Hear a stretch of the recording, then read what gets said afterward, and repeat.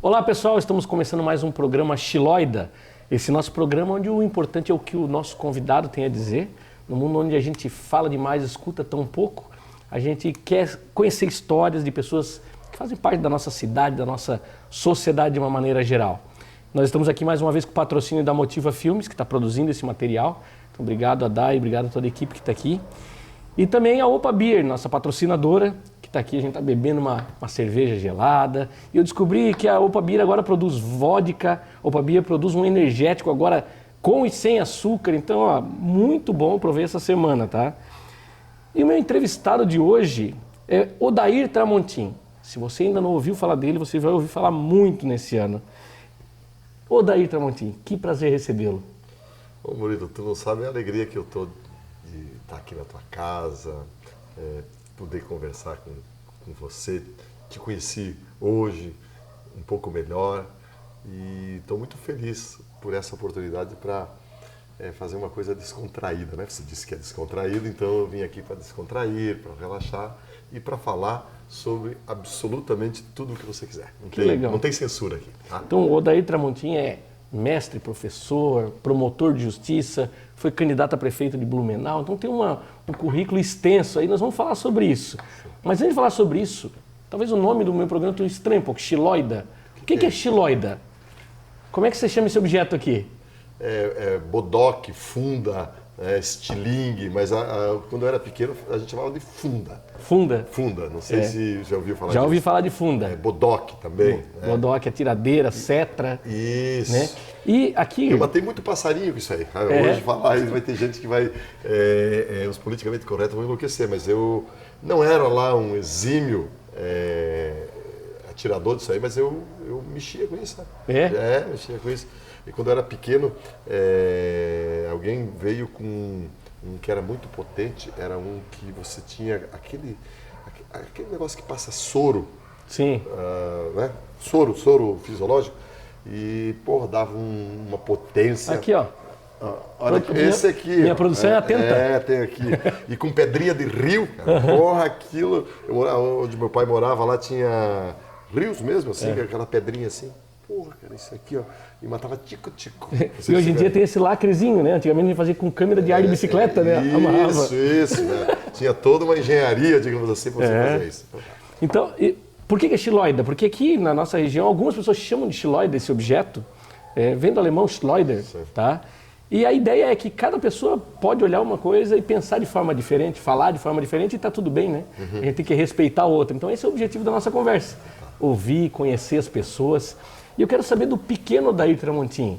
Onde que nasceu? Eu sei que não é de Blumenau, hoje tem residência em Blumenau, mas de onde você veio? Fala um pouquinho da tua infância. Eu tenho uma história assim, bem diferente do convencional. Né? Eu nasci, as pessoas que estão nos assistindo vão achar que eu tenho uns 200 anos mais ou menos, porque eu nasci lá numa cidadezinha no extremo oeste de Santa Catarina. Meu pai é um agricultor, né?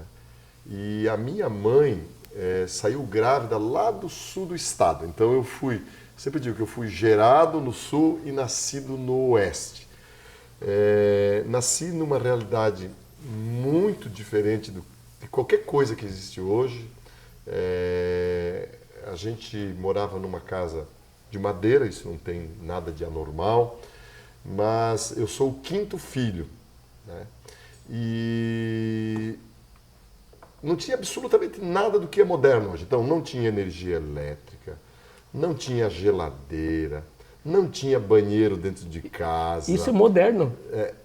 Né? Olha só. Uma realidade. Não tinha banheiro dentro de casa, não tinha televisão. Eu conheci televisão com 16 anos de idade. Nossa. Né? Eu conheci geladeira mais ou menos por aí com 16 anos de idade. Eu conheci energia elétrica. Quando eu saí da casa do meu pai com 17 anos, não tinha energia elétrica. Então as pessoas, os mais jovens, devem pensar, como é que esse cidadão sobreviveu, né? Imagina as pessoas hoje tecnológicas, né? A única coisa, o único luxo que tinha tecnológico avançado era o rádio. Por isso que eu sou apaixonado pelo rádio. Eu adoro o rádio.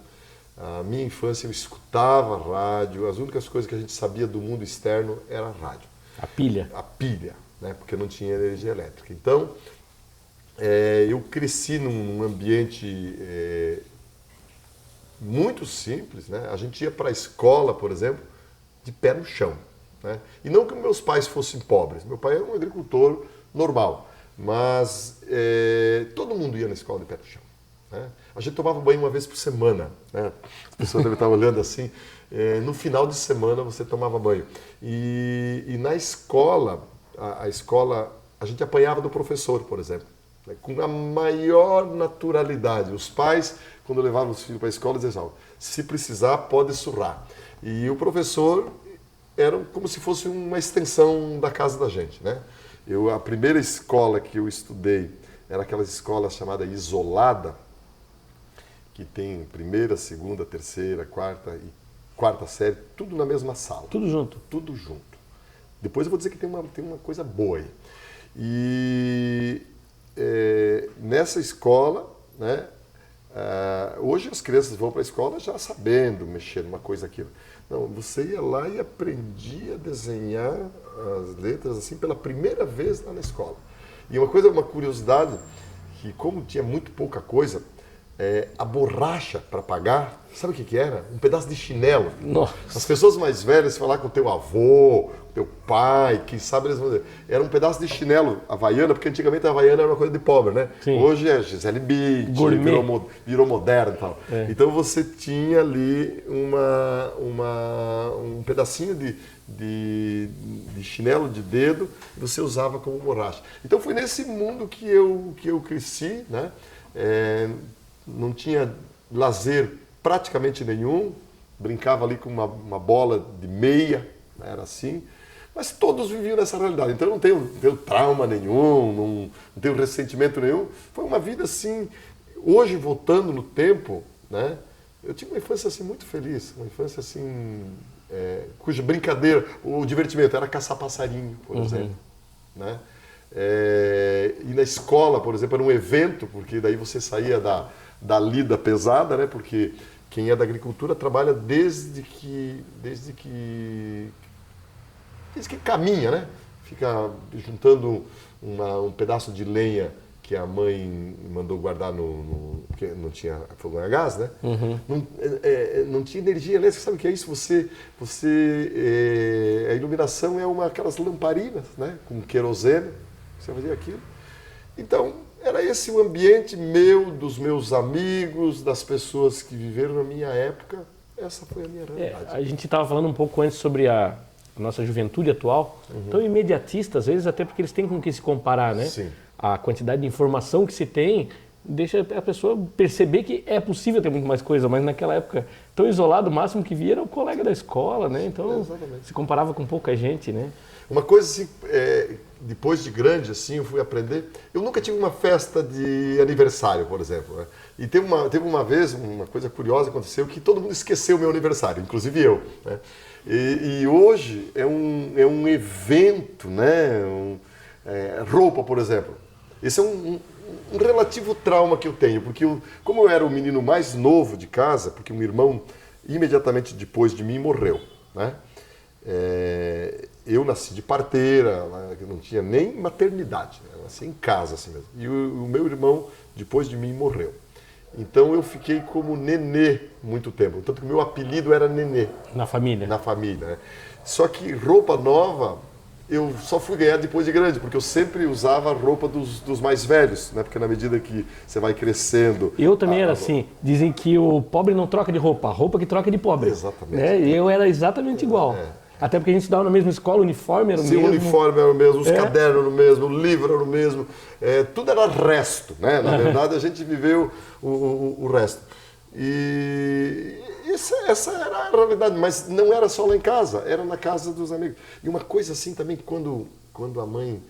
o único grande evento que tinha era a festa da igreja, uma vez por ano. Então a mãe comprava roupa nova, mas comprava a mesma... para todo mundo, porque era ela mesma que costurava. Então comprava um pedaço de tecido, Aí ela mesma costurava, então você ia lá em 4, 5, né? Todos com aquela camisa xadrez, todos com aquela calça a mesma cor. Mas era a realidade, então foi um mundo bem diferente do que qualquer coisa que existia hoje. E por que essa escola era interessante? Fica à vontade, pode tomar. Porque mistura as idades hoje em dia, isso é um sacrilégio se pensar que 6 meses de diferença não pode estudar junto, tal. Então, o pessoal que trabalha na educação não permite realmente. Não permite, Mas por que o doutor achava isso? Por que eu achei interessante? Assim, humildemente, porque eu era um aluno assim, talvez um pouco diferenciado, né? Então, aquilo que eles estavam dando para o segundo ano, porque o professor só dá a tarefa uma vez para cada um, o professor perde muito tempo. Então, quando ele estava ensinando a tabuada lá para o segundo ano, eu já prestava atenção e já acompanhava. Então, às vezes, no primeiro ano eu já sabia coisa do terceiro ano. Entendi. E daí, no segundo ano, eu já sabia coisa do quarto ano. Então, quando eu terminei lá a quarta série, pô, tava peco, né? Já tava nos cascos, como se diz, porque isso ao mesmo... Porque era uma turma pequena lá de, acho que 20 alunos. Era uma escola assim, como se fosse familiar, né? Eu lembro que os bancos eram carteiras coletivas, como se fosse uma mesa. Cada família sentava numa mesa e fazia as coisas. E por conta disso, né, eu acabei me destacando na escola. E teve uma curiosidade, eu acho que eu contei ali no dia do Congresso do Novo, que eu sou um caso talvez raro do aluno primeiro da classe que repetiu de ano. Porque quando terminou a quarta série, não tinha quinta, o que era chamado ginásio, né? E aí acabou a minha vida de estudante. Como meus irmãos irmãos mais velhos só fizeram até a quinta série, né? E o meu destino seria aquele. O que aconteceu? Quando eu terminei a quarta série, eu tinha acho que 10 ou 11 anos, e a minha mãe ficou com pena. Eu tenho um amor pela minha mãe, assim, porque ela era uma mulher de visão, né? Hoje ela tem 91 anos. E ela falou assim, não, mas o Odair vai continuar na escola. E aí eu repeti a quarta série, sendo o primeiro aluno porque ali quando eu terminei a quarta série, a gente já tinha ido para uma escola que já tinha séries separadas. Eu estudei naquela única, acho que até o terceiro. E aí a mãe disse, eu acho que a minha mãe era a mulher à frente do seu tempo, tipo, lugar de criança na escola, né? E eu repeti a quarta série, e quando terminou a quarta série, aí acabou o meu horizonte escolar. Aí eu literalmente fui para o Cabo da Enxada, né? Fui trabalhar na roça. A aula naquele tempo começava no mês de 1º de março. Chegou 1º de março, todos os meus amigos foram para a escola e eu não fui, porque eu tinha repetido um ano já. E aí aconteceu um grande milagre, que é uma pessoa que eu vou conhecer nessa campanha. Chegou a notícia que um deputado chamado Saturnino Dadan, que eu vou procurar hoje na internet e vai encontrar, eu soube que ele está vivo, que ele tinha conseguido o ginásio.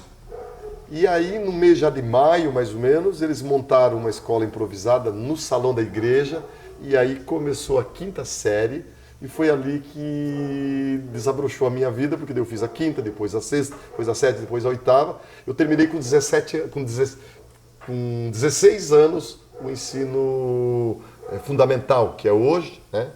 E esse foi o sopro de esperança que me deu. Mudou a minha vida.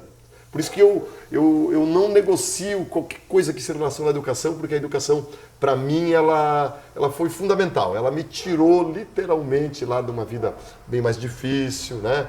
Os meus irmãos mais velhos que ficaram lá, ficaram trabalhando no pesado até hoje, eles trabalham lá no duro, e eu tive a oportunidade de estudar. Então foi uma coisa assim maravilhosa. E eu percebi sua emoção falar da sua mãe também, e isso me remete também à minha história, porque meu pai era mecânico de bicicletas, e ele foi a vida inteira aqui no bairro Boa Vista, aqui perto da minha casa, e ele trabalhou a vida inteira como mecânico de bicicleta, e a minha mãe cuidava da casa, do lar. Sim. E meu pai pagou a faculdade dos 3 filhos até o final. Como mecânico de bicicleta? Como mecânico de bicicleta. Meu pai nunca dirigiu um carro, ele nunca teve carteira. Hoje eu tenho carro, tenho uma vida, eu sou empresário, meu irmão do meio também é empresário, meu irmão mais velho é advogado da Caixa Econômica. E o meu pai, infelizmente, faleceu com 63 anos. Sem nunca ter comprado um carro. Nunca teve comprado. Ele usava o chinelo, Odair, até gastar, até o calcanhar quase encostar no chão, sabe? Mas a gente estava estudando em escola particular muitas vezes, sabe? A minha mãe, uma guerreira também, ela ficava na fila muitas vezes durante a madrugada para pedir bolsa de estudo. E não era vergonha ir lá no colégio das irmãs, né? Ah, a gente precisa matricular e tal, e conseguia bolsa e tal, escola técnica. Então, esses exemplos assim nos fazem dizer, cara, é possível fazer alguma coisa, precisa dar oportunidade, né? E não impedir que o cara, por exemplo, que o Estado pese sobre um cidadão como esse, para que ele possa fazer pelo filho dele, né? Eu, por exemplo, quando faço qualquer reflexão sobre educação, eu vejo que a educação, de fato, ela gera oportunidade, né? É que nem colocar as crianças jogar num campinho de futebol. Você joga uma bola e coloca as crianças. Ali dentro não tem de quem que ele é filho, se é filho do médico, se é filho do mecânico de bicicleta, se é filho do gari. Ali o que vale ali? As regras e o talento individual de cada um, o esforço individual. E a escola é exatamente a mesma coisa. Por isso que eu sou defensor intransigente da escola, porque você...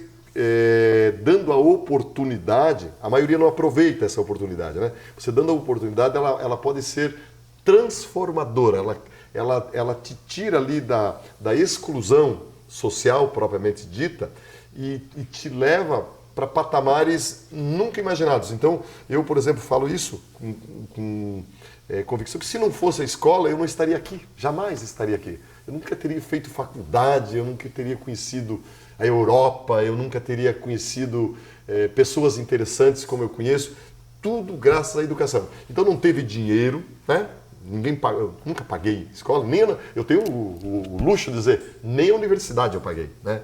Tudo de graça, mas eu soube aproveitar, porque a escola de graça continua até hoje, e tem um monte de gente analfabeta, né? Tem gente que não aproveita, tem gente que vai na escola só para comer a merenda, né? E isso é um desperdício, né? Um desperdício. A oportunidade é igual para todos, pra né? todo mundo. E aí sai de um lugar onde não tem energia elétrica, onde não tinha banheiro, e alguns anos depois se torna promotor de justiça, né? Eu não digo vira promotor de justiça, porque parece que é uma mágica, né? Do dia para a noite. Ele se torna promotor de justiça. Como foi esse tempo de sair de lá até... O meu quase foi uma mágica, sabe por quê? Eu fui, olha como aconteceu a situação. Terminei a 8ª série, né? Então eu sempre correndo atrás da escola. Terminei a 8ª série, que eu falei que era para não existir, graças ao Saturnino Dadan, né? Meu ídolo, que Deus proteja ele. Eu tive a oportunidade. Aí, o que aconteceu? Eu preciso fazer o 2º grau, que se chama o científico e tal. Mas daí não tinha, né? 25 quilômetros de distância. Meu pai não tinha carro, não tinha ônibus. E um irmão mais velho do que eu tinha ido para o seminário, porque o pai descartou ele. Sabe por quê? Porque ele teve um problema no braço e não servia para o serviço pesado. Então, naquele tempo, tu descartava, né? Vai estudar. Não serve para o serviço, vou estudar. E eu via o meu irmão, chegava com a roupinha arrumada, todo falando correto. Pô, eu quero ser que nem ele. E aí eu fui pro dentista na cidade, cheguei lá no dentista, aquele tempo, o dentista, sabe o que o dentista fazia? Meu primeiro dentista era um motorista de ônibus, aquele dentista prático, né? Aí depois eu fui pro dentista da cidade, e eu estava ali no dentista, o dentista ia fazer o tratamento, sabe o que ele fazia? Ele aplicava a anestesia em 4 numa vez só. Então ele aplicava anestesia aqui, você ia lá fora na sala esperar, aplicava no outro, e quando ele terminava de aplicar a anestesia no último, já tinha feito efeito no primeiro, ele atendia, e aí você está achando que eu estou mentindo, né? Aí nesse interregno, eu olhei ali, saí ali fora, vi um posto de gasolina, e os caras trabalhando no posto de gasolina da Ipiranga, aquela gurizada toda arrumada, que isso eu não guardei, eu devia ter guardado, aquele macacão azul, né, da Ipiranga. Pensei, pô, aí a chance para eu estudar, eu tinha recém terminado a 8ª série, fui lá na cara dura, coisa de Deus. Cheguei lá, pedi pro gerente do posto, tem emprego? Ele falou, tem que falar com o seu Eliseu. O seu Eliseu era do outro lado da rua. Fui lá, eu quero falar com o seu Eliseu. E aí o seu Eliseu tem emprego? Ele falou, do quê? Qualquer coisa. Aí ele disse assim, ó, no posto serve? Serve. Aí ele falou, eu tenho para daqui a 2 meses uma vaga. Eu cheguei em casa, né? Falei para a mãe, arrumei um emprego e vou estudar. Mas não disse que era para 2 meses, né? E aí meu pai disse, não vai, tem serviço, eu comprei terra. Tal. O que aconteceu? A minha mãe disse, não, ele vai. Ela pegou, nós fomos para a cidade de ônibus, ela falou com uma amiga dela, fui lá, fiquei de pensão. Foi a primeira vez que eu usei banheiro na minha vida. Eu nunca tinha usado banheiro, esses banheiros de puxar descarga. Meu Deus, como é que funciona esse negócio? Daí me ensinaram lá como é que funcionava. Foi uma descoberta para mim. Fiz a matrícula, levei a minha mudança, que eram umas 2 ou 3 mudas de roupa, me hospedei. O que aconteceu? Eu tinha que justificar que o emprego era só para 60 dias. A minha mãe, tadinha, pegou o dinheirinho. Antigamente as senhoras elas usavam o dinheiro no sutiã. Tirou o dinheiro lá que ela vendia ovo, galinha, não sei o quê, me deu o dinheiro. Filho, fica aí. E aí eu tinha que esperar 2 meses para o emprego do posto de gasolina. Passei na frente de uma construção, falava assim, precisa-se de servente. Não deu outra. Fui lá na construção civil, consegui um emprego, trabalhei uns 2 ou 3 meses de servente, aí eu abri a vaga no posto de combustível. Servente de pedreiro. Servente de pedreiro. Ali misturando massa. A pior coisa que tem para o servente de pedreiro, sabe o que é? Descarregar. Hoje eu vejo os caras descarregando um caminhão de uma carreta de cimento, de pallets, né? Chega lá com a máquina, aquele tempo era no lombo, rapaz. Descarregar uma carreta de cimento, serviço pesado, porque o saco de cimento, ele é pequeno, não sei se você já levantou o saco de cimento, pesado, né? Tinha 17 anos. Trabalhei ali por hora, não desejo para ninguém trabalhar por hora, por quê? Porque aí tu vai comer um x-salada, por exemplo, tu faz a conta assim, puta, dá 2 horas de trabalho. Que vale. Aí o cara fazia de conta, não tô com fome, vou para casa, tal. E trabalhei 2 meses de servente de pedreiro, aí abriu a vaga no posto, fui lá, trabalhei de frentista de posto, mas o frentista de posto era 12 horas na jornada de trabalho, começava às 7 da manhã, às 7 da noite, eu começava a estudar às 7 da noite, o gerente não quis antecipar, trabalhei lá alguns meses e voltei para trabalhar de servente de pedreiro, e trabalhei mais acho que 6 meses, 1 ano de servente de pedreiro, e depois saí, já estava estudando, consegui um emprego de auxiliar administrativo, auxiliar de escritório. Estudava o que nessa época? Eu fiz técnico em contabilidade, era um curso técnico. Aí terminei, em 3 anos, terminei o curso, o 2º grau. E aí, o que eu faço? Então, minha vida foi correr atrás de escola, sempre, né? Não tinha nenhuma faculdade. Um amigo meu disse assim, vamos para Florianópolis. Eu, cara, mas como é que eu vou para Florianópolis? Não, vamos lá que ela tem emprego. Mas peguei uma maletinha que eu tenho até hoje, esse eu guardei, né? Guardei até hoje. A maletinha, pedi rescisão na minha empresa, fui para Florianópolis, tinha um amigo meu esperando na rodoviária, naquele tempo não tinha nem tinha telefone, não tinha nada. Morei lá numa casa, nós morávamos em 8 numa casa, eu dormi num sofá, e aí eu fiz um preparativo para o vestibular ali, fiz o vestibular para a UFSC, passei... Direito. Na verdade eu saí para fazer veterinária, cara.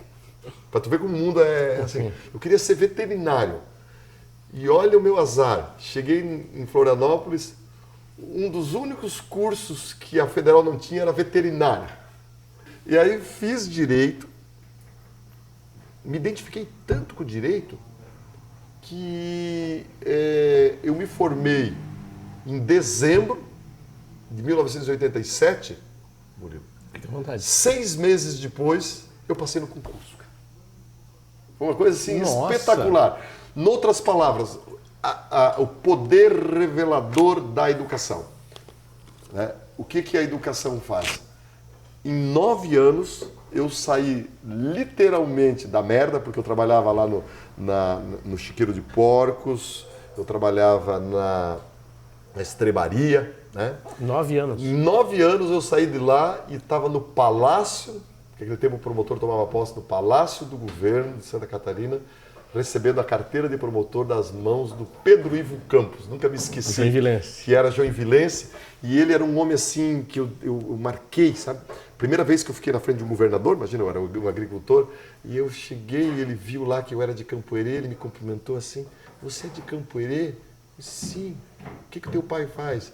Meu pai é agricultor. Aí ele olhou com aquela ternura assim e falou, parabéns, sucesso. Ele acabou morrendo pouco tempo depois. E aí eu assumi como promotor, né?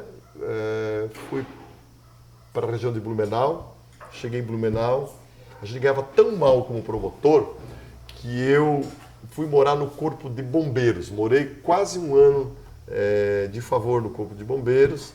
E aí depois as coisas se encaminharam, enfim, e a vida seguiu até hoje.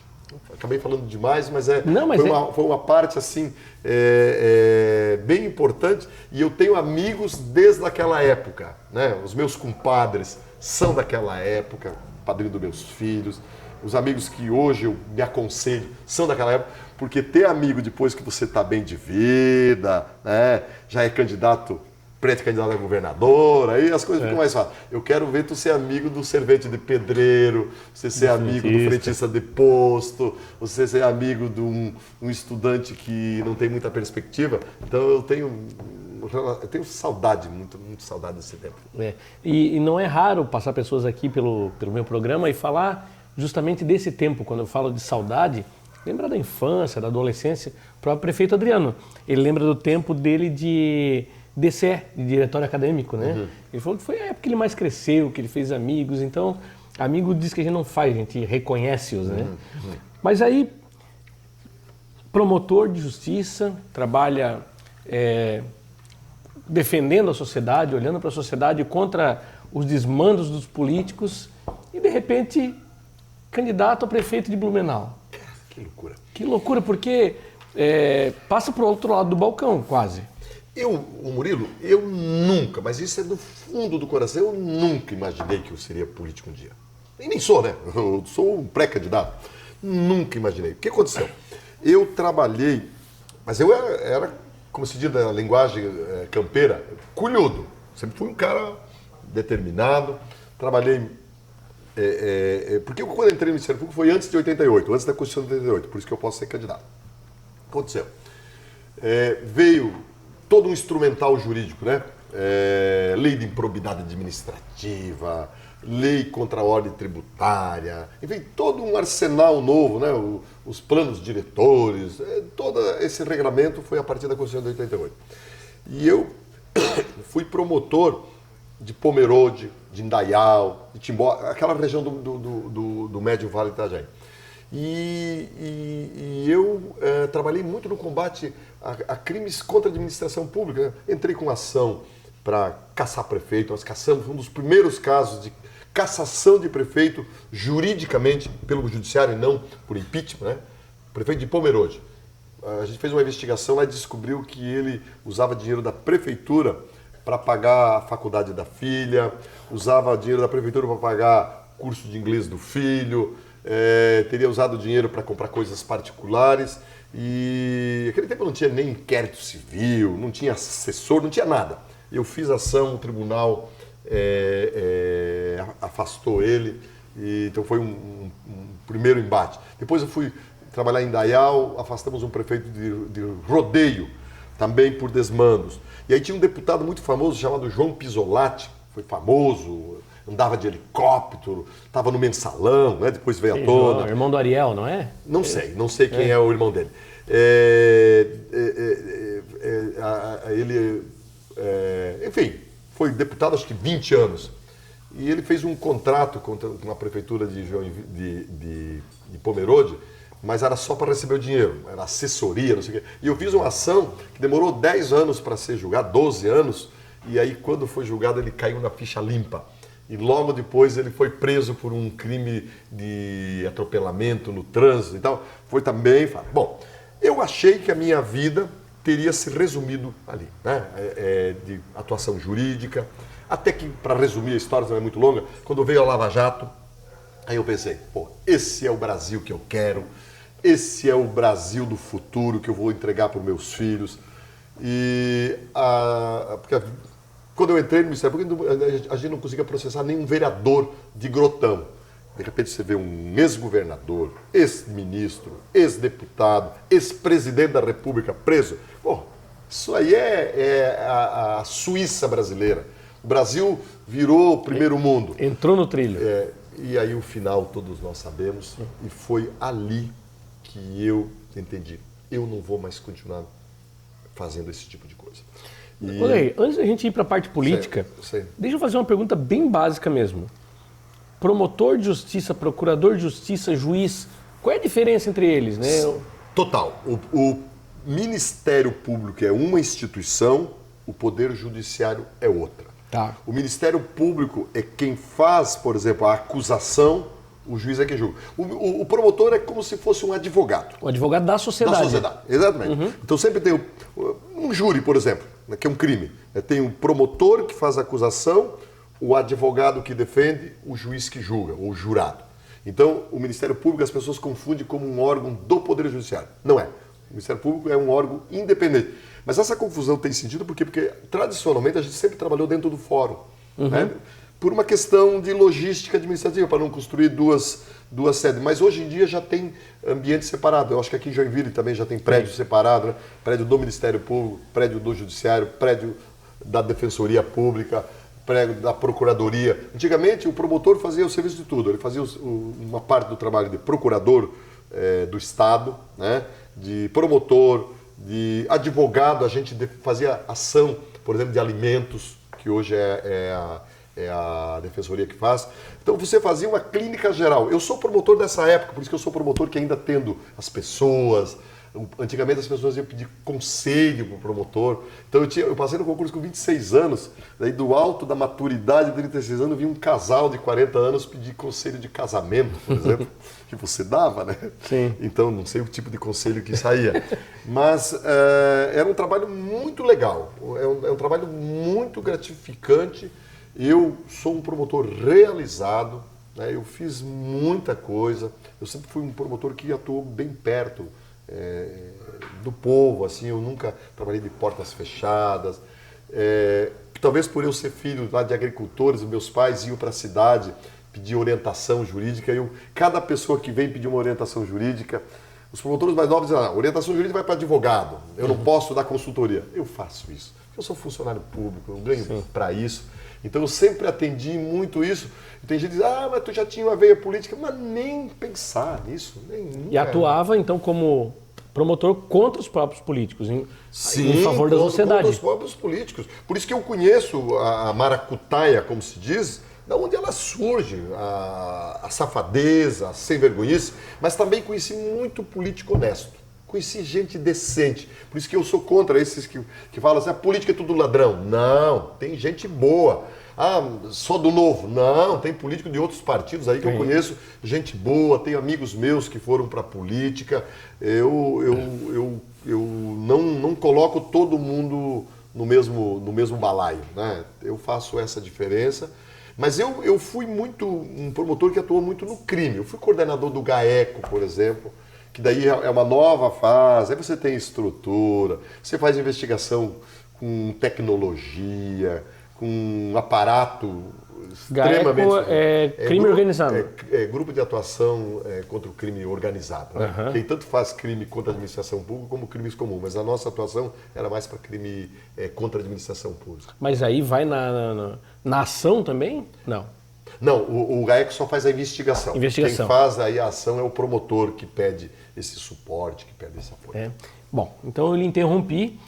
Você tem todo esse trabalho como promotor e de repente, aí com o fim da Lava Jato se motiva a ser candidato a prefeito. Com o fim da Lava Jato eu pensei, porque eu já tenho tempo de me aposentar desde 2016. Eu comecei a trabalhar desde que eu me conheço por gente. Então eu já tinha tempo de serviço, já poderia fazer outra coisa. E eu tinha até pensado, sabe o quê? Em fazer veterinária.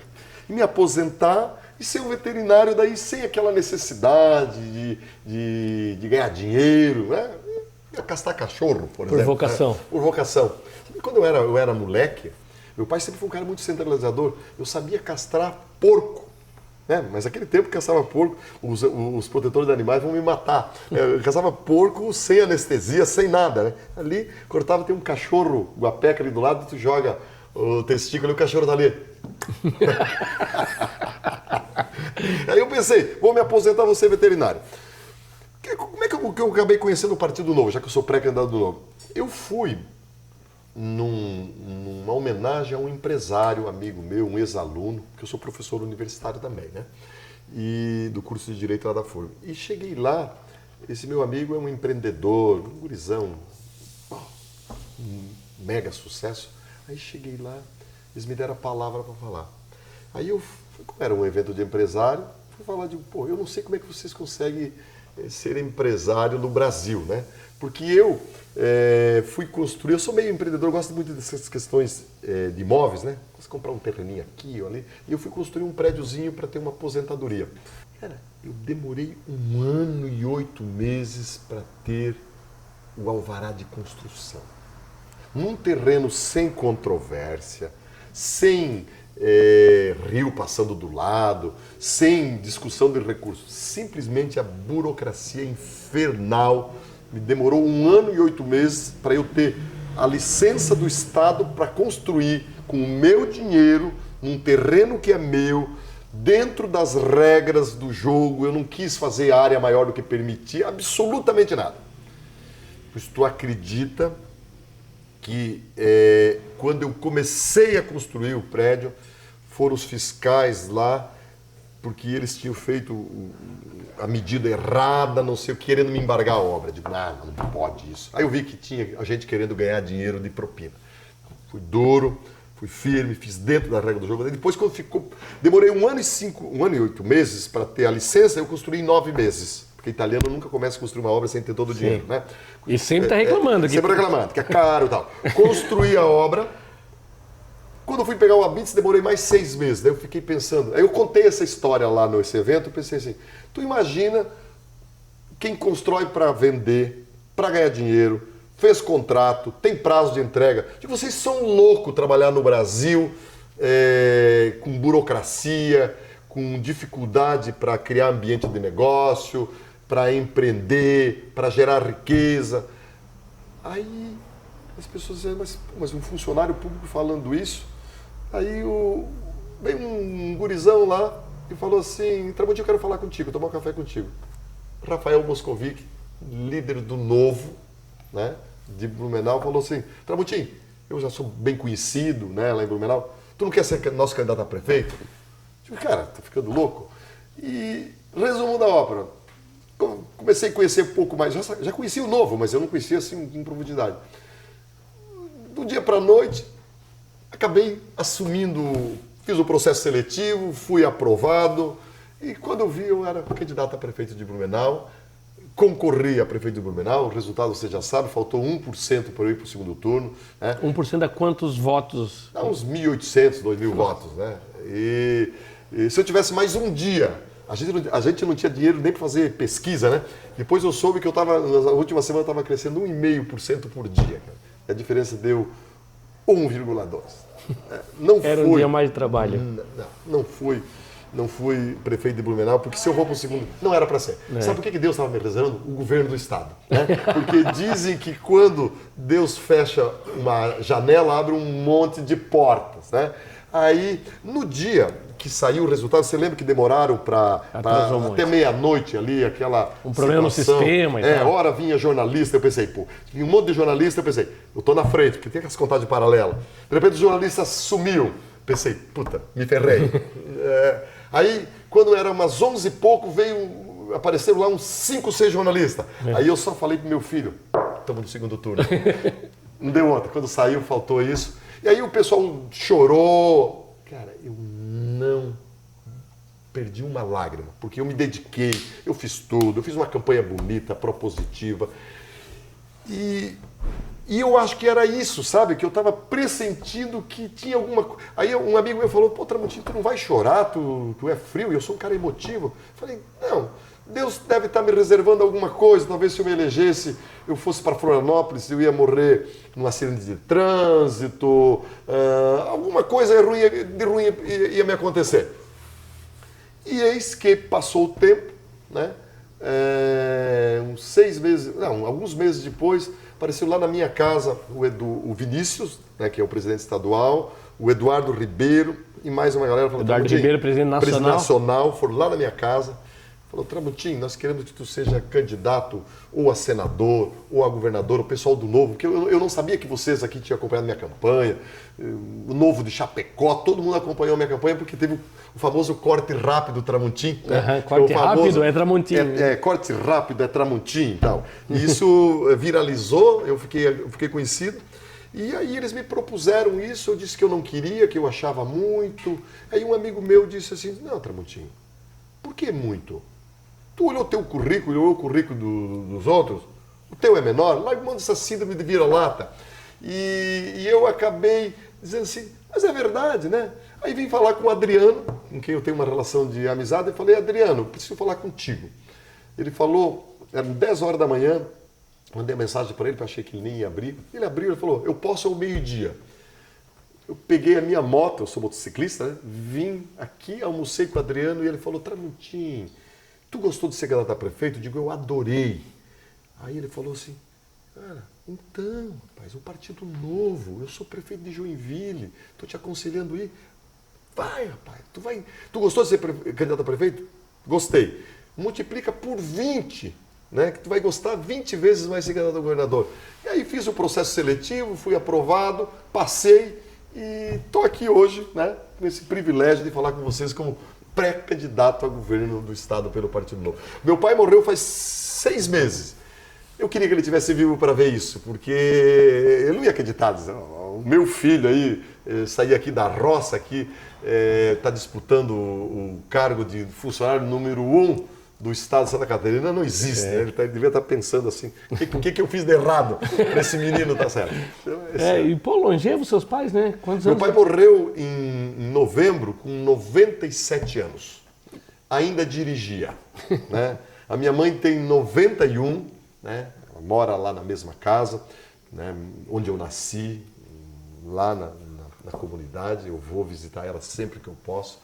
Agora, na fase da pré-campanha, por exemplo, a gente que não usa fundão eleitoral tem que economizar dinheiro. Então, eu preparei, fui até Chapecó, São Lourenço do Oeste, dormia na casa da minha mãe, né? Dava um agradinho para ela e eu continuo tendo os meus amigos lá do tempo de escola, aqueles que de pé no chão, continuam sendo meus amigos. Eu vou lá e tomo cerveja Crio, por exemplo, que é uma cerveja que é mais baratinha.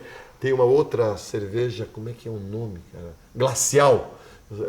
Que é uma cerveja assim que o pessoal da construção civil toma muito. Eu vou lá, tomo cerveja glacial com meus amigos, mas não é para pagar onda não, porque são meus amigos, né? As pessoas que eu vivo. Se adapta ao ambiente, né? Cada um. As pessoas dizem assim, mas Tramontim, como é que tu conversa com todo mundo? Bom, mas eu tenho minha trajetória com todo mundo, eu falo com servente e pedreiro com conhecimento de causa, né? Sim. Na campanha eu ia pedir voto na construção civil, perguntava para os caras lá qual massa forte, massa fraca, massa para reboco, massa para salpicar e tudo mais. Então eu tenho essa hoje aqui nós estamos tomando OPA, né? Então, hoje não tem nem Crio nem glacial. Aqui é sofisticado, então, né? Agora eu sou pré-candidato a governador do estado, né? É isso, né?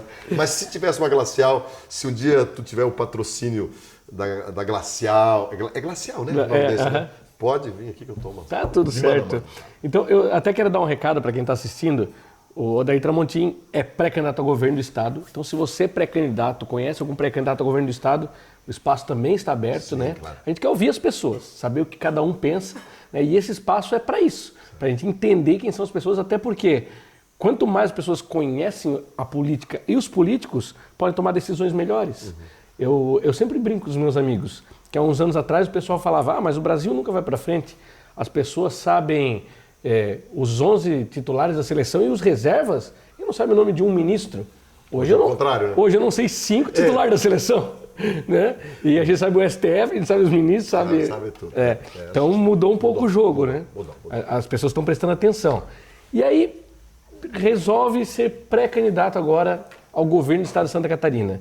Né? É muito pepino, é muita coisa para fazer, porque você tem uma vida estabilizada. Sim. Eu conversei aqui com o prefeito Adriano, que é um empresário de sucesso, e eu falei para ele, tu tem filhos em idade escolar, um bom casamento, uma empresa que te dá bons resultados e tu resolve ter um problema na vida.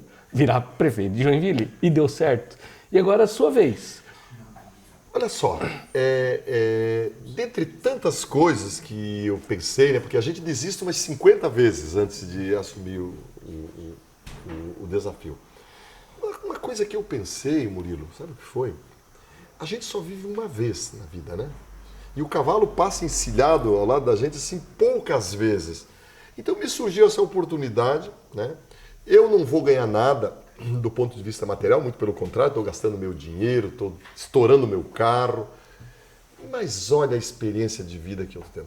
Estou te conhecendo, por exemplo, conhecendo tua esposa, conhecendo tua casa, conhecendo um monte de gente. Isso não tem preço. Né? Daqui a pouco eu vou estar lá com 80 anos, né?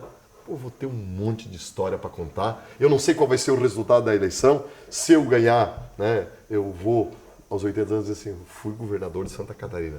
Se eu não ganhar, eu fui candidato a governador de Santa Catarina. Ou seja, eu seguramente vou sair maior do que eu entrei nessa campanha. Isso eu não tenho dúvida nenhuma. E para mim é isso que importa. Eu não sou uma pessoa assim muito de fazer planejamento, assim, vou fazer isso, fazer aquilo. As coisas para mim foram sempre acontecendo de uma forma natural, né? E essa candidatura é o maior exemplo disso. Eu não corri atrás, eu não pedi para ninguém para ser candidato, eu não era um projeto de vida e aconteceu. Então, isso serve para tantas outras coisas na vida, coisas boas e coisas ruins, né? Elas têm um fluxo natural. E por isso que eu tô aqui, como digo, com muita humildade, né?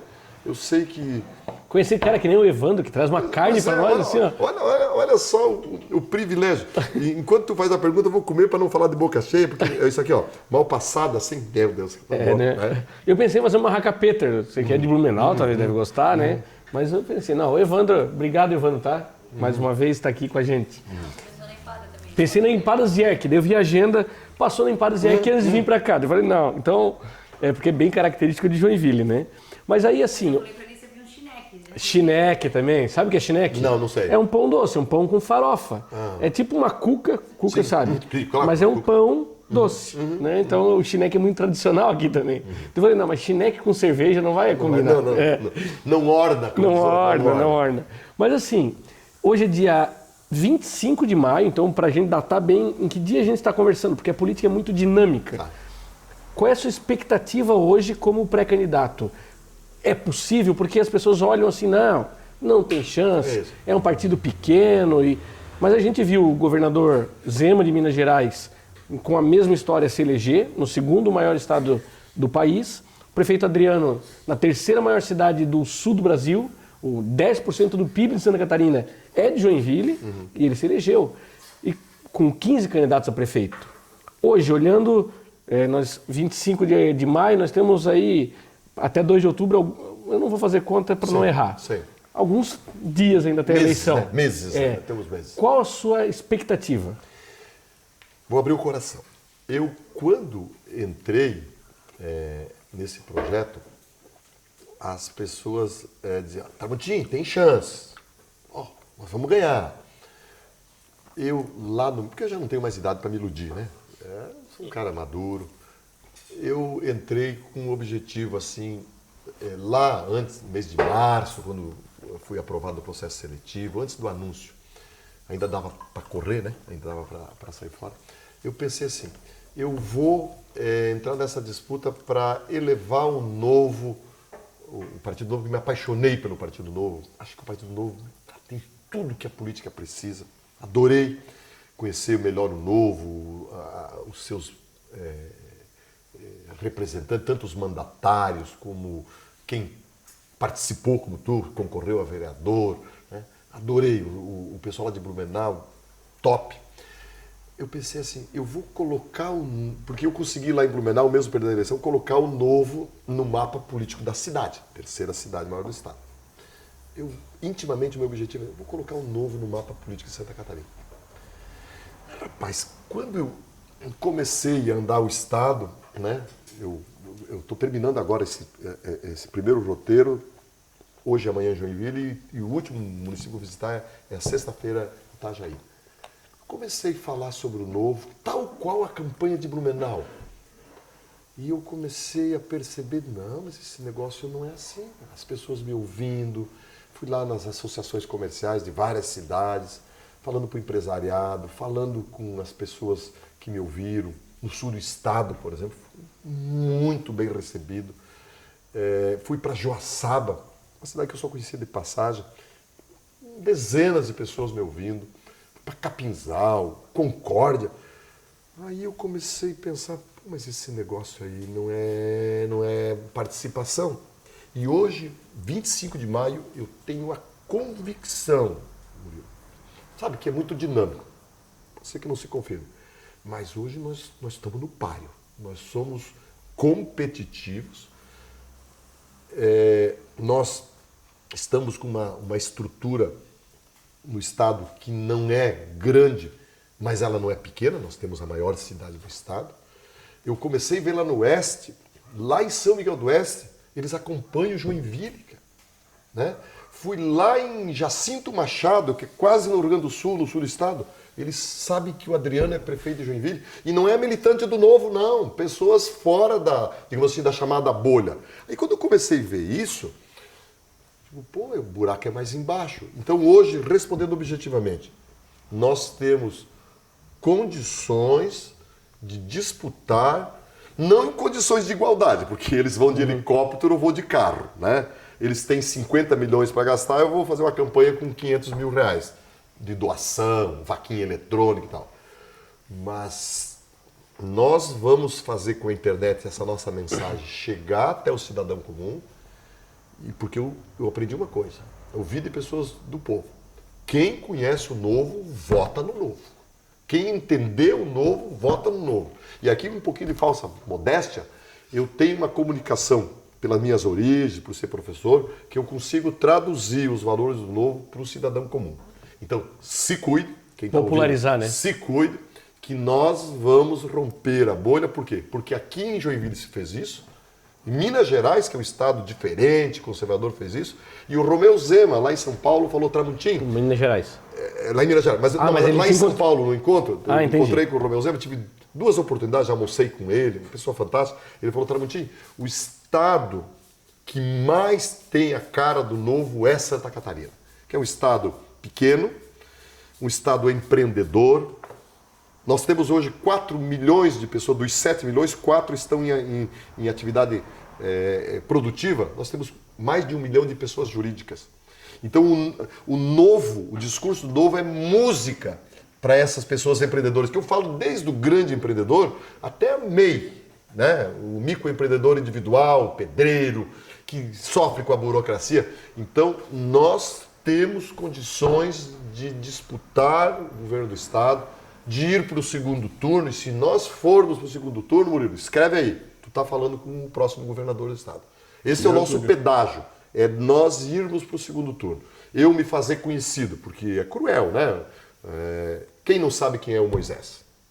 O governador. Quem não sabe quem é o Jorginho? Até uma pergunta... Mas para o bem e para o mal, né? Porque eles sabem dos dois lados, as vantagens, mas eles têm passivo, eles têm que explicar. Eu não tenho que explicar nada. Mas aí nós temos, nesse momento, algumas bolhas ou alguns grupos que a gente tem que entender. O governador Moisés, que talvez seja candidato à reeleição, vem com a máquina estadual em seu favor. Outro candidato, talvez Jorginho Melo, seja o da bolha bolsonarista, sim, que é um estado que é muito favorável ao presidente da República. Sim. Existe um grande grupo de esquerda se formando também ao redor, sim, do outro candidato, sim, a presidente da República, né, porque também, sim, vai ser uma competição grande. Aonde que o Novo se encaixa dentro disso tudo? O Novo não se encaixa nada nisso tudo. O Novo corre por fora. O Novo é diferente.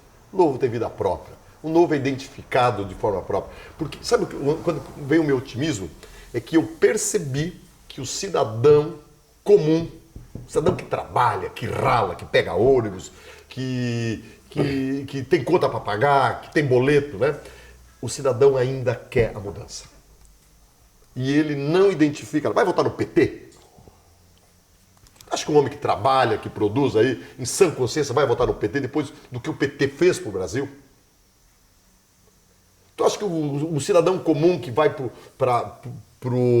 posto de saúde, essas filas, nós temos 140 mil pessoas esperando cirurgia. Tu acha que o cidadão desse vai votar para o Moisés depois dos 33 milhões dos respiradores? Né? Você acha que um cidadão comum que tem todas essas coisas vai votar no Jorginho Melo, que apoiou a Dilma, né? Que apoiou quem apareceu na frente dele e hoje se apresenta como candidato bolsonarista, né? De ocasião? Não, não. E aí eles vão dizer, mas assim, quem que eu vou votar? Eu tenho um cabeçudo aí, né? Que veio lá do Oeste, né? Que não precisa da política para viver, que nunca foi político, que não quer fazer carreira política, que não depende de vaidades. Eu consegui, eu sou um agricultor, eu cheguei a ser promotor, eu consegui muito mais do que qualquer sonho que eu tinha. Então ele vai dizer assim, esse cara aí é a solução. Esse partido dele administra a maior cidade de Santa Catarina, o segundo estado da federação. Os deputados do partido dele, só tem 8, top, estão dentre os 10 melhores do Brasil. Quem é Bruno Souza? Melhor deputado estadual de Santa Catarina, que investiga o uso da aeronave da saúde para o governador ir fazer turismo em Bonito, para ir fazer filiação, que vê aquelas fotos do governador, eu acho que foi ontem ou antes de ontem, uns 50, 60 prefeitos lá no Palácio da Agronômica, né? Não sei quem pagou essa conta. Tu sabe quem paga? Eu vou jantar daqui a pouco, embora eu esteja comendo aqui, eu vou lá com o Calil, com a turma aí, eu vou pagar do meu bolso. Eu duvido que essas pessoas pagaram lá. Então o cidadão comum não é mais bobo, não. E antigamente eles controlavam a imprensa, só saiu o que apareceu. Hoje, tu faz uma comunicação para a internet aí, vai para 100 mil pessoas em 2 dias. Então, o cenário é esse, está aberto, né? E eu acho que o Partido Novo vai voar, cara. Vai voar porque lá em Blumenau as pessoas estão pensando assim, se eu soubesse tinha votado no Tramontim, né? Então agora eles vão dizer, vamos votar no Tramontim para governador. E aqui em Joinville vocês vão trabalhar para mim, eu vou trabalhar para você que é candidato a deputado estadual. Né? Nós falamos com a Tânia hoje também, a delegada de polícia. Nós só temos gente boa, cara. Não tem nenhum aventureiro no Novo, não tem nenhum cara que vem aqui para querer salário, para querer ganhar dinheiro. E o eleitor não é bobo, cara. Passou aquela fase que o eleitor era um tolo que votava em quem o coronel mandava. Não existe mais isso. Então, estou muito otimista. Eu acho que a população realmente está muito mais atenta e participativa. E isso é positivo. Embora as pessoas muitas vezes querem acreditar na verdade, essa verdade aqui é que eu quero acreditar, né? E transformam muitas vezes histórias fantasiosas como sua própria verdade. Mas as pessoas estão mais atentas, estão mais participativas e Joinville realmente é prova disso, né? Eu acho que o governo Adriano chegou para fazer uma história entre 15 candidatos, ele se eleger, foi uma mudança muito significativa. E assim como o Zema, na campanha a prefeito, era um popstar, ele chegava, todo mundo queria tirar foto com ele, Sim. todo mundo queria um vídeo com ele, esse cara é o Adriano hoje, né? E a gente está muito orgulhoso de ver o que eles estão fazendo. Porém, eu tenho uma última pergunta antes da gente passar para as perguntas finais. Já está terminando? Assim, a gente tinha como fazer uma série para Netflix aqui. Não. Tem muita história para contar, mas até a eleição tem muito tempo ainda. Eu vou voltar depois como governador, né? Certamente. Aí eu quero ver se o churrasqueiro vai o Evandro volta. Vai fazer como governador, né? Vai, né? Mas assim, a gente ouve muito falar, por exemplo, que o presidente não consegue fazer as reformas que precisa, ou não consegue atuar porque o Congresso é contra ele, né? Ou o Congresso não ajuda e etc. E o Novo não faz coligação, o Novo tem o governador Zema com 3 deputados apenas, o Adriano com 3 vereadores entre 19. É possível fazer mudanças significativas no Executivo sem ter um Legislativo que seja tão favorável assim? É possível? É mais difícil, mas é possível. O caminho é mais longo, né? Mas se você for um governador que senta para conversar, e eu não tenho problema nenhum de comer uma linguicinha, um deputado de qualquer partido. Eu não tenho esse negócio de dizer que nós somos os bons. Eu já falei antes, tudo que está aí está errado. Não, pelo contrário. E política é conversar. Mas é conversar na luz, né? Não é lá no gabinete, não é lá no escondidinho. O que nós do Novo temos uma característica muito legal, que o que a gente fala aqui, a gente fala no boteco, tanto que as nossas reuniões são sempre em lugares públicos, né? Porque a gente não tem o que esconder. E as pessoas me perguntam muito sobre isso, né? Vai ter que comprar deputado. Quem compra deputado é o Lula, comprava lá no mensalão, não é isso? Quem compra deputado é o Moisés, que fica dando cargo aí para se salvar do impeachment. Não faço isso, não vou fazer isso. Tem que desmistificar isso. E como é que a gente desmistifica isso? O problema que eu tenho não é meu. Eu sou governador. O problema é da sociedade catarinense. Eu vou mandar um projeto para a Assembleia, eu vou comunicar à sociedade catarinense que eu estou mandando esse projeto. E aí eu vou dizer por que eu estou mandando esse projeto. Tenho motivação, senão não mandaria. Porque vai ser útil para a sociedade catarinense. Aí eu quero ver o deputado votar contra. Porque ele não vai ter que se explicar para mim. Ele vai ter que se explicar para o eleitor. Então, o deputado, né, ele é mal interpretado. Você vai ser deputado, você sabe disso, né? Que o deputado é para trazer recurso, o deputado é fazer emenda. Não. Deputado é para aprovar orçamento. Deputado é para fiscalizar. Deputado é para votar reformas. Então, vou dar um exemplo de como isso é possível. O Adriano, 3 vereadores de 19, que foi um dos primeiros prefeitos de Santa Catarina que aprovou a reforma da Previdência. Foi o Adriano. E como é que ele conseguiu isso? Ele precisou comprar alguém, dar cargo para alguém? Nada, porque ele me falou que ele não fez isso. Você sabe que ele não fez e que não faria. Do Novo não faz. Ele mandou para a Câmara dos Vereadores, diz, olha, Joinville precisa fazer a reforma da Previdência, senão vai perder tantos milhões por ano. É isso que ele disse? Foi isso. E o que aconteceu? Aprovada a reforma. Aprovada a reforma. Até os próprios servidores sabiam, porque eu sou servidor e sempre fui falar a reforma, por quê? Porque eu quero ter aposentadoria quando eu tiver 80 anos. Não adianta me aposentar com 50 e quando eu tiver 80 não ter dinheiro. E na hora de cortar, quando não tiver mais dinheiro, corta do de 90 e corta do de 50. E eu não quero, como velhinho de 90, ter que trabalhar de novo. Quem tem que trabalhar é o de 50, até 60, até 65. Então o Zema também fez a mesma coisa. Ele aprovou a reforma a previdenciária. Como? Com 13 em 76. 3 deputados? 3 deputados em 76. Num estado falido. E aí ele disse assim, olha, se alguém tem uma proposta melhor, que apresente. Eu retiro a minha. Se a minha não é boa, mas o Estado precisa de dinheiro, eu apresento. Então, é assim que nós vamos fazer. A gente tem que elevar o nível da política, Murilo. Me ajude, se você for deputado. Nós temos que elevar, nós temos que conversar com as pessoas de cabeça erguida. A gente não pode fazer política com retrovisor, fazer política por baixo da mesa. A gente tem que fazer de forma clara. E é esse sentimento que eu tenho quando eu vejo que as pessoas dizem assim, Tramontim, eu gosto do Novo. Por quê? Porque a gente, cara aberta, transparência. É isso, simplesmente assim. Perfeito. Bom, mais uma vez eu convido os outros pré-candidatos também a participarem do nosso programa do Estiloida. Eu acho que é importante a gente ouvir as ideias, até para comparar, né? Saber, eu estou votando nesse candidato porque eu acho que a ideia daquele é diferente daquilo que eu penso. Então esse espaço está aberto para isso, de verdade, tá? E agora nós vamos para as perguntas finais, são as pedradas finais do Estiloida. Pinga fogo. Pinga fogo, são as pedradas finais porque com uma tiradeira desse tamanho, né? Doutor Odair, olhando para a sua trajetória, como a sua atuação até hoje, qual foi o seu maior orgulho? O que você fez assim que você disse, cara, ali realmente eu acertei? Fiz tanta coisa. Eu acho que uma das coisas mais gratificantes da minha vida, modéstia à parte, eu sou bom em júri, sabe? Eu faço júri, sou muito bom. Faz júri também? A minha especialidade, eu adoro fazer júri.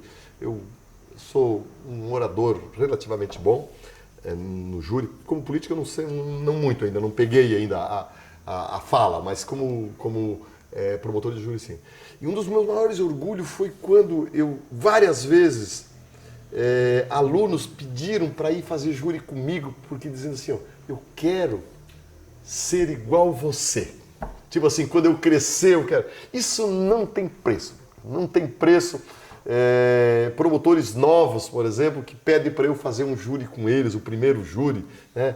Tramontim, porque eu gosto do teu estilo, eu quero ser um promotor que nem você. E eu já fiz muito isso. Esse tempo eu tinha uma promotora jovem que veio fazer um júri em Araquari. Aí ela me ligou, tu não veio fazer um júri comigo? Pô, veio lá com o meu carro, com o meu combustível.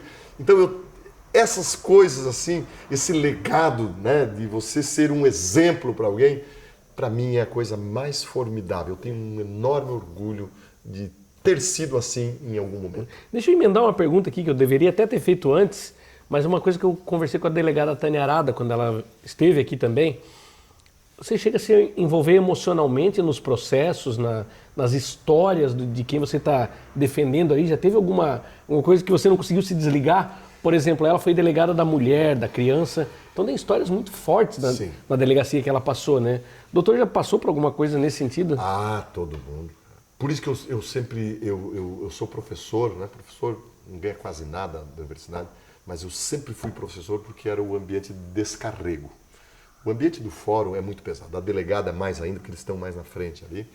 E eu tinha, então eu ia para a universidade, você sai de um ambiente pesado, cheio de bandido, cheiro de cadeia, coisa ruim. Aí tu vai para a universidade com aqueles meninos lá de 19, 20 anos, cheio de sonhos, sonhando, né? Querendo um futuro, querendo aprender. Então isso foi uma coisa impressionante. As coisas que mais me tocaram, né? Hoje a gente vai ficando mais velho, vai ficando mais com o lombo mais cascudo, né? É quando envolve criança, sabe? Quando envolve criança abandonada, pai que abandona uma criança, né? Pai que violenta uma própria filha, essas coisas assim, até hoje, cara, ver assim, né? Um pai violentar uma criança de 2 ou 3 anos, né? Uma coisa assim, patológica. Então, aí me envolve. Eu tenho filhos, né? É impossível. Quem tem filho... Bom, agora, doutor Odair, um sonho que o senhor tem ou já teve um dia e que pouca gente sabe, ou que talvez até ninguém saiba. Eu quero um dia ir para o Himalaia, cara. Né? Isso. Eu tinha um sonho antes que era conhecer os fiordes noruegueses. Era um sonho que eu tinha. E eu realizei esse sonho. E daí a gente realiza um agora. Eu quero um dia ir conhecer o Tibete. Eu quero ir e, se possível, dar umas pedaladas lá, porque eu gosto de pedalar, né? Quando vê aqueles filmes, né? 7 anos no Tibete, que eu nem sei se foi filmado lá, mas enfim, aquelas montanhas lá, é um sonho que eu vou rodar. Eu tinha um outro sonho que era conhecer o Ushuaia, e eu fui de moto até o Ushuaia. Então, o Ushuaia, eu quero conhecer a Antártica também, um dia eu quero conhecer. Né? Gosta do frio, homem? Não, mas é porque aquilo lá é um lugar único, né? Único. Claro. Mas a Aurora Boreal também é um sonho. Mas dentre todos esses, eu quero conhecer o Himalaia. E quando fala que gosta de pedalada, é pedalada de bicicleta de verdade. Não pedalada fiscal, por favor. Não. Isso dá ruim. Isso não é bom, né? Isso dá ruim. E assim, se pudesse viajar no tempo e viver um momento de novo, qual que é a sua maior saudade? Cara, isso eu gostaria de reviver. Em que lugar você estaria? Com que pessoas você estaria? Eu queria ter meus filhos dando os primeiros passos de novo, cara. É um momento indescritível, né? 2 momentos assim, quando os filhos nasceram e quando eles deram os primeiros passos. É um momento sublime, cara, né? Um momento que você é o protetor, você está descobrindo, você está testemunhando, é como um passarinho começar a voar. Então, esses momentos, eu tenho 2 filhos, os momentos, eu lembro até hoje o momento em que eles deram, sabe aqueles primeiros passos que eles vão tipo quase caindo, isso para mim não tem, é impagável. Eu voltaria 50 vezes para viver esse momento que não volta mais, por isso que a gente sempre tem que aproveitar os momentos. É uma saudade mesmo. Saudade, né? doce. E o que lhe faz sorrir?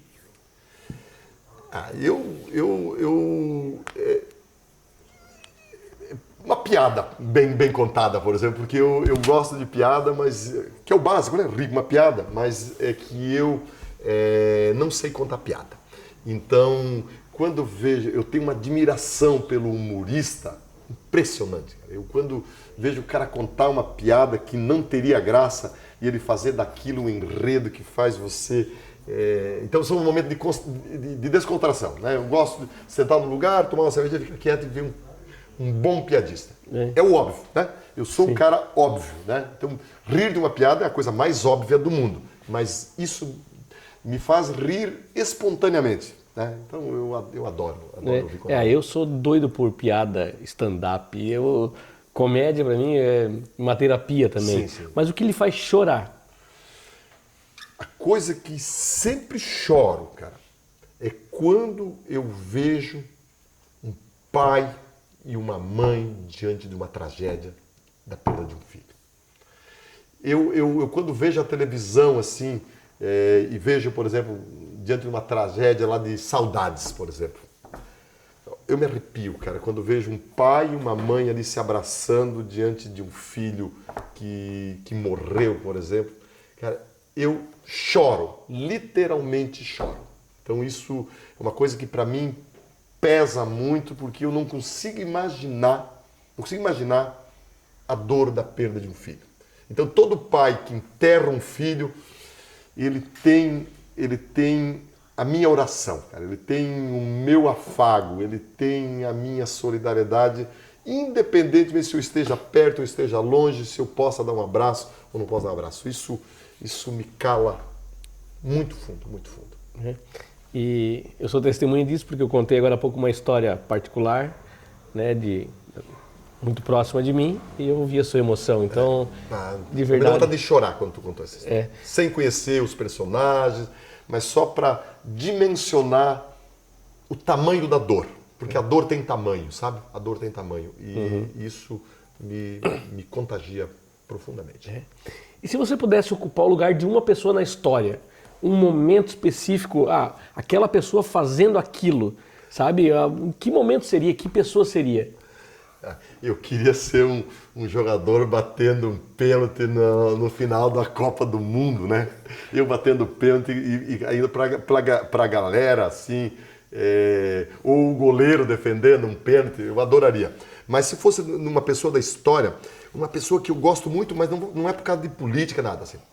Eu queria ser o Churchill por um dia, mas não para falar de liberalismo e tal, para ter aquelas tiradas geniais, como teve uma vez que no parlamento ele estava discursando e a mulher disse, uma parlamentar disse para ele assim: se o senhor fosse meu marido, eu colocaria veneno no seu chá ou no seu copo. E ele disse com aquele poder de crítica que ele tem, acidez, ele falou: e se eu fosse seu marido, eu tomaria. Então, pensar rápido, né? As pessoas que têm tirada rápida, eu como promotor de júri já fui mais ou menos nisso, mas eu tenho uma admiração pelas pessoas que têm essas tiradas assim geniais.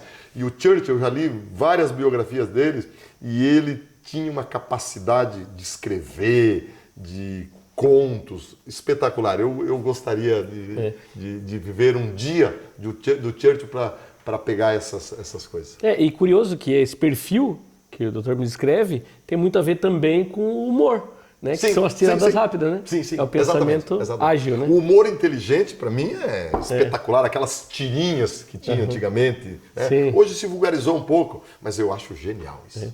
E para a gente finalizar, ao fim da sua carreira, acabou a sua história como candidato, como governador, como promotor, como pai, como que gostaria que você fosse lembrado? Se as pessoas falassem, esse foi o Odair Tramontim, como que gostaria que as pessoas falassem? Foi um homem bom, né? Um homem que só fez o bem. Eu gostaria de passar o meu legado para as pessoas dizer assim: pô, eu gostaria de ter sido esse cara, né? Um cara que viveu intensamente, que aproveitou as oportunidades que teve, que viveu experiências inigualáveis como essa que eu estou vivendo, que não deixou o cavalo passar encilhado na frente dele e não montou no cavalo. Eu queria ser lembrado por isso. Eu sempre falo para o meu filho que tem duas características que eu admiro em qualquer pessoa. A pessoa tem prestígio e respeito, né? sem envolver dinheiro, sem envolver valor, sem envolver riqueza, nada disso. Eu conheço muita gente simples que as pessoas querem ouvir, né? E eu tenho pessoas simples lá da minha terra que eu gosto de conversar. Pessoas que não têm nem 10% da minha formação intelectual, mas que têm uma sabedoria contagiante. Eu queria ser lembrado como uma pessoa assim, que não passou nesse mundo em branco. Simplesmente assim. E eu acho que o senhor não precisa esperar o fim da sua carreira, porque eu já penso exatamente isso, da sua sabedoria, ser um homem bom, como você falou. Obrigado. Então, muito obrigado pela sua participação aqui, é enriquecedora, é uma aula, tá? E eu agradeço do fundo do coração a sua disponibilidade e desejo todo o sucesso do mundo. Foram momentos muito agradáveis. O podcast, para mim, é uma modalidade espetacular, porque a gente faz terapia sem pagar a hora do psicólogo. Foi muito bom, eu falei de coisas aqui que eu já nem lembrava mais. E é um momento assim que eu vou guardar por muito tempo. Quero agradecer as pessoas que estiveram aqui, a tua adorável esposa, quem eu conheci agora, o nosso churrasqueiro, todo mundo aqui. Foi um momento ímpar, né? E eu estou muito feliz. Muito obrigado. Como é que é o nome disso aqui? Xiloida. Xiloida, né? Xiloida, então eu queria te agradecer, né? Vai fazer aquele, como é que você faz assim? Não, vai ganhar de mim, pô, eu sou fraco. Olha, legal. Já carregou o saco de cimento? Não peguei a enxada. Não pegou na enxada, vai perder mais. Tá bom. Murilo, muito obrigado mesmo, foi um prazer enorme estar aqui. Eu que agradeço, daí. E agradeço você também que está assistindo, tá? O Evandro que está por aí correndo, obrigado, meu amigo. Obrigado à equipe da Motiva Filmes, todo mundo que esteve envolvido. Obrigado à Opa Beer, nossa patrocinadora. Realmente, ter apoiadores para um projeto como esse é muito importante, então, muito obrigado. A gente volta com o programa Xiloida com mais entrevistas. Outros pré-candidatos que quiserem participar também estarão aqui. E o nosso slogan é o seguinte: de tudo um pouco e um pouco de tudo. Então, se você quiser sugerir algum entrevistado, nós já conversamos com padre, com mestre churrasqueiro, com professores, com delegada, com político, é de tudo um pouco realmente. Então, eu espero a sua sugestão. E antes de finalizar, eu tenho um presente especial para o doutor Odair Tramontim, certo, Daí?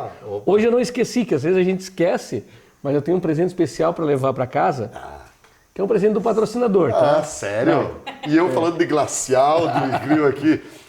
Opa, olha aqui, ó, obrigado, muito obrigado, patrocinador. Pô, que legal, cara, isso aqui tudo é... Isso aí, então tem alguns tipos de cerveja, tem uma aqui que é da comemorativa Empadas Jack. Tem alguns tipos de cerveja da Opa. Meu Deus do céu, passar um momento agradável sem ganhar um presente. Murilo, fique à vontade. Pô, cara, muito obrigado mesmo. Pô, de coração, que é isso? Cara. Aproveite. Vou levar com carinho. Final de semana eu vou tirar para relaxar. Eu não digo que vou detonar todas elas, que eu bebo pouco, mas eu vou por partes. Uma de cada vez. Obrigado. Então tá. Obrigado. E a você também, muito obrigado e até o próximo programa Xiloida. Valeu. Um abraço. Até mais. Cara, obrigado mesmo. Pô, que é isso?